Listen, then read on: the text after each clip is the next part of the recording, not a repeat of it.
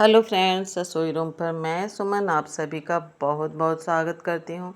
तो फ्रेंड्स, यहाँ पे मैं दो तरह के नाश्ते को लेकर आई हूँ। तो यहाँ सबसे पहले हमने गैस पर पैन को रख दिया है, उसमें डाल दिया है घी। और घी गर्म होने के बाद इसमें हमने डाला हुआ है करी पत्ता। तो करी पत्ता थोड़ा सा भुन जाए, इसके बाद हम डाल देते हैं मिर्च और मिर्च के भुनने के बाद यहीं पे हम डालेंगे लहसुन। फ्रेंड्स, मोटा ही कूट कर हमने रखा हुआ है लहसुन, उसे हमने डाल दिया है।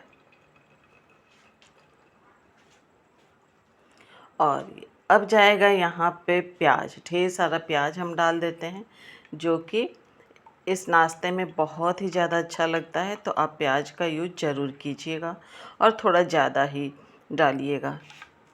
और हाँ, अगर आप प्याज और लहसुन नहीं खाते हो तो उसे स्किप कर सकते हैं।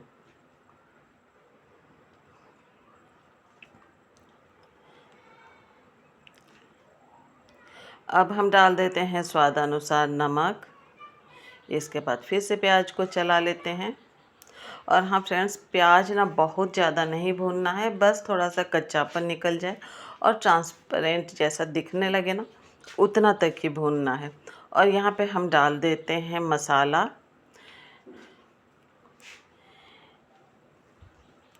तो ये यहाँ पे हम चिकन या मटन कोई भी मसाला आप डाल सकते हैं, या फिर गरम मसाला डाल दीजिए।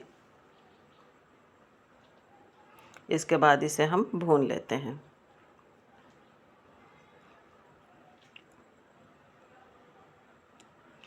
और ये है हमारे पास कचौड़ी मसाला था फ्रेंड्स, उसे भी हम डाल देते हैं।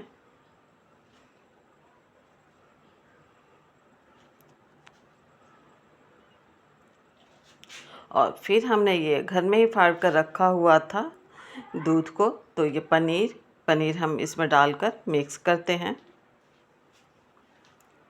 और तब तक भूनेंगे फ्रेंड्स जब तक कि ना इसमें का पानी सूख न जाए।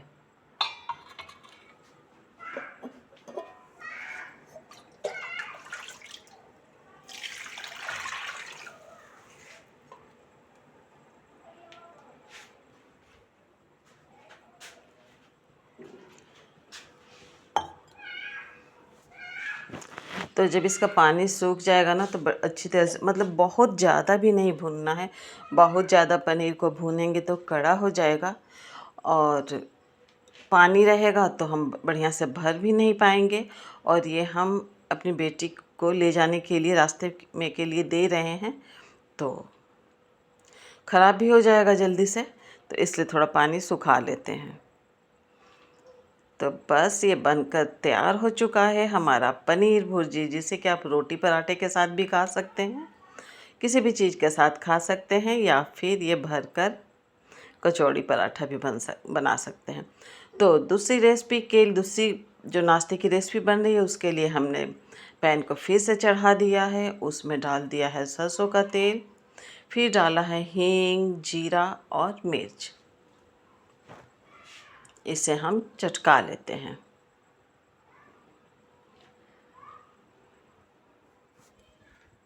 इसके बाद हम डाल देते हैं हल्दी पाउडर, इसे भी भून लेते हैं। और इसके बाद ये हमने ना भिगो कर रखा था, रात में ही भिगो कर रखा हुआ था चना का दाल, इसे डालकर हम थोड़ा सा भून लेते हैं।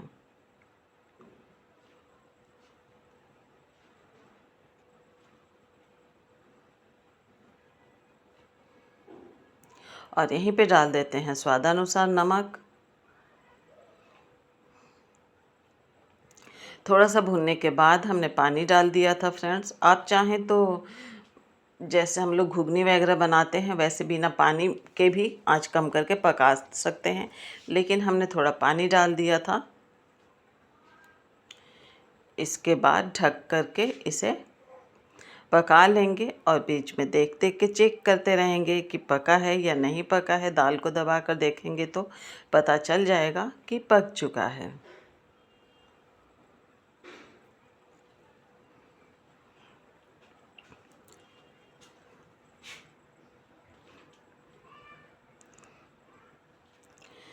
तो यहाँ पे हमने चेक कर लिया है फ्रेंड्स, ये दाल हमारा पक चुका है।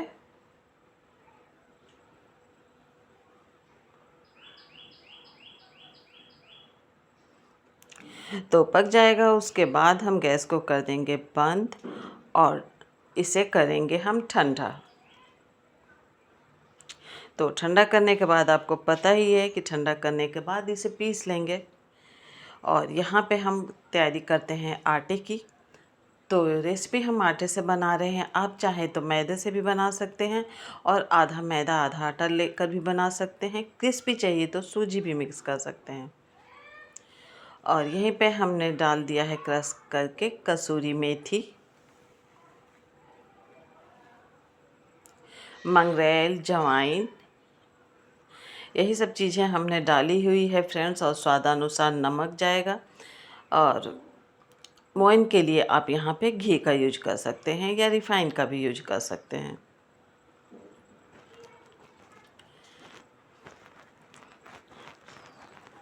उसके बाद सभी चीज़ों को हम मिक्स करेंगे।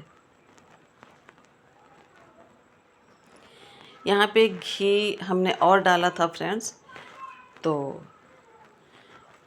वो स्किप हो गया है वीडियो। आप थोड़ा सा और डाल लीजिएगा और चेक कर लीजिएगा हाथों को मुट्ठी से बांध कर कि कैसा बना है।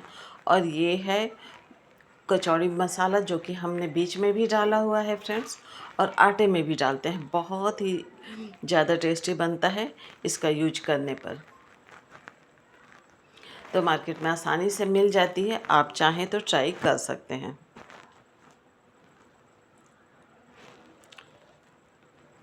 हाँ, यहाँ पे हमने थोड़ा सा घी और लेकर डाला हुआ था फ्रेंड्स। और थोड़ा थोड़ा पानी लेकर हम इसे गूँथ लेंगे।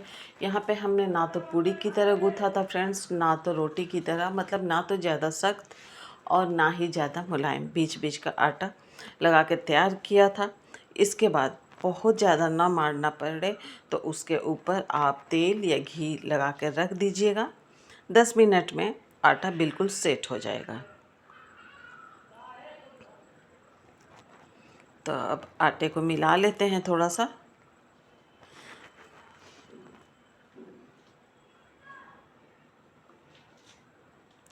तो इसकी लोइयाँ तोड़ के हम रख लेते हैं फ्रेंड्स।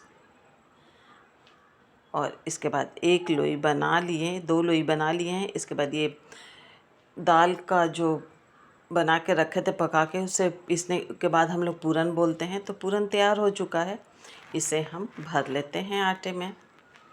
जैसे और चीज़ों की स्टफिंग हम भरते हैं उसी तरह से हम ये भर लेते हैं।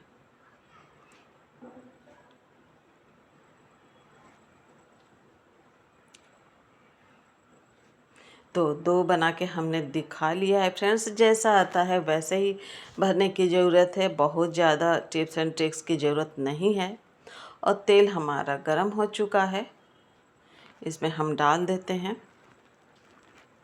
अपनी कचौड़ियों को। आप चाहें तो इसे बेल कर भी बना सकते हैं फ्रेंड्स, लेकिन हमने बस ऐसे ही भरकर हाथों से दबा दिया था।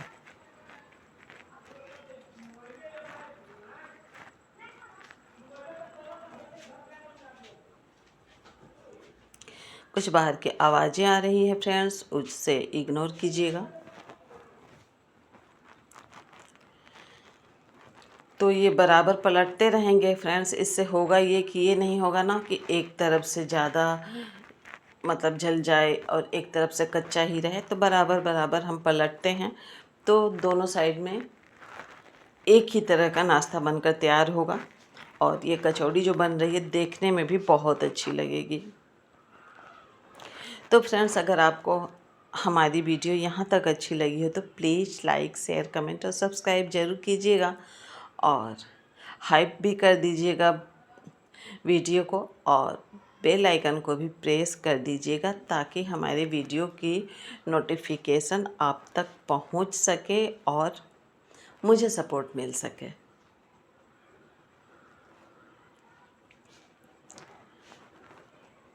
तो देखिए बराबर हमने पलटा है तो एक जैसा ये कचौड़ी बनकर तैयार हुआ है फ्रेंड्स, बिना किसी में ज़्यादा कम दाग लगे हुए, बिल्कुल एक तरह की।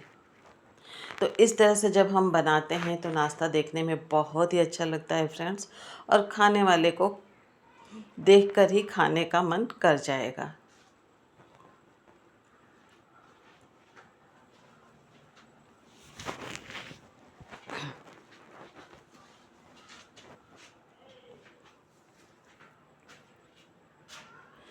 तो बस अब यहीं पर हम, आप चाहें तो थोड़ा और क्रिस्पी कर सकते हैं, लेकिन यहीं पर हम इसे निकाल लेते हैं।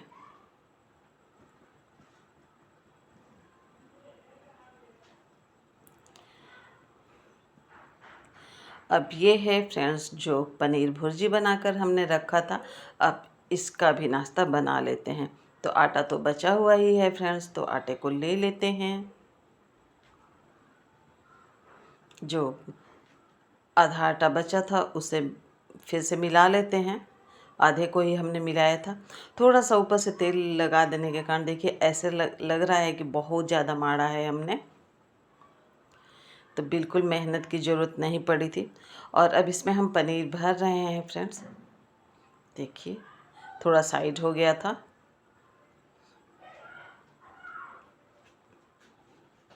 तो चाहे जो भी स्टफिंग हो आप इसी तरह से भर लीजिए, मूंग की हो, चने की हो, मसूर की हो, जिस तरह पनीर की हो, कोई भी स्टफिंग भर के आप कचौड़ियाँ तैयार कर सकते हैं, जो कि नाश्ते में बहुत ही ज़्यादा हेल्दी और टेस्टी बनकर तैयार होगी। तो देखिए इसे देखने में तो सेम ही है, लेकिन भीतर की स्टफिंग अलग होने के कारण सभी कचौड़ियों का स्वाद अलग अलग लगेगा।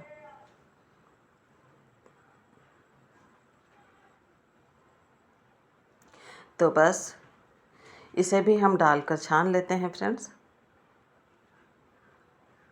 आप चाहें तो इसे तवे पर भी बना सकते हैं, तवे पर ही घी लगा दीजिए, तेल लगा दीजिए, या फिर ऐसे ही सेक भी लीजिए। बस स्टफिंग खास रहनी चाहिए, स्टफिंग अच्छी रहनी चाहिए। इसके बाद आप किसी भी तरह से बनाकर जैसा कि आप पसंद करते हो खा लीजिएगा। ये वाला भी बनकर तैयार हो चुका है फ्रेंड्स। तो कमेंट करके ज़रूर बताइएगा कि आप कब ये बना रहे हैं। तो मिलते हैं नेक्स्ट वीडियो में न्यू रेसिपी के साथ। तब तक आप अपना ध्यान रखिएगा और हमारे वीडियो का भी ध्यान रखिएगा। Bye bye, take care, thanks for watching.